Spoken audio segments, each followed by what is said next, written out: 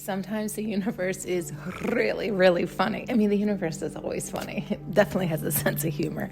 But at first I thought they were showing me like Schadenfreude, right? Where somebody is happy at somebody else's pain or downfall.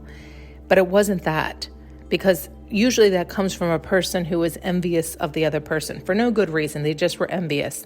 So when the thing that they envy is no longer at the top of their game or doing well, that evil person takes pleasure in that.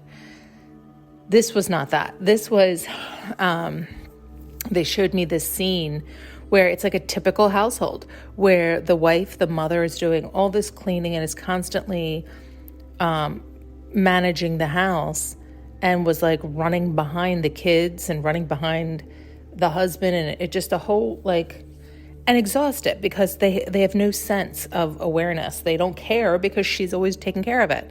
And when she didn't take care of it, they would bitch the place was a mess or would do nothing, right? So it was irrelevant. She had to constantly be doing it. And so this is what I was like, that's, unfortunately, that still could be considered a typical household. And then they showed the mother gone. I don't know if she was on vacation. I don't know, but she was no longer around. And the father, I guess he must have been talking to her on the phone, was bitching that the house was a mess. The kids are a disaster. The place is filthy. And the mother was like, yeah, no shit. And he was going, it's so much work. He was exhausted. He can't keep up with it. It's just a wreck. And she's going, yeah, no kidding. They had a maid and the maid wasn't able to stay on top of it. And the wife was like, is this a joke? You're joking, right? I'm well aware of that. I'm well aware that you all treat me like a maid, that you're unappreciative and realistic, and you don't realize at all the amount. It's like, I'd like to be spending my life doing other things too, other than wiping all your asses. But no, you sloppy messes. And so it was this idea of like, I had this sense that she was kind of like laughing, but she wasn't laughing at them, but it was laughing at the funniness of it all, right? Like the karma of it all.